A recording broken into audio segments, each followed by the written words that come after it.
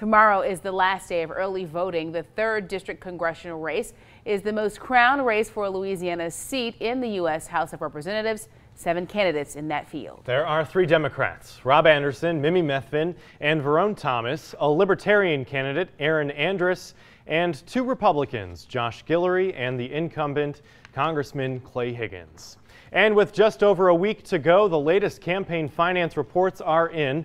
Danielle Garcia takes a closer look at those numbers in the race. Money is the lifeblood of politics. You can't win without it mostly. Clay Higgins, the incumbent, has raised by far the most money at more than $800,000.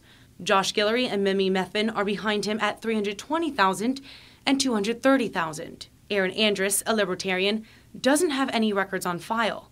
The other 3 candidates, Larry Rader, Rob Anderson, and Verone Thomas, have raised under $25,000. Running for office, particularly for Congress and on up, is a money game, and raising money indicates how serious you are about winning. If you can't raise a couple $100,000 to run for Congress, you're not that serious about winning. All candidates have spent about 80 to 95% of their finances at this point.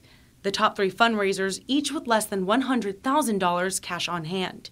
KATC political analyst and UL professor Dr. Pearson Cross says this is typical at this point in the race. One would expect that the candidates would spend most of their money, except for a last little bit for a media buy by the end of the campaign. So they're going all out.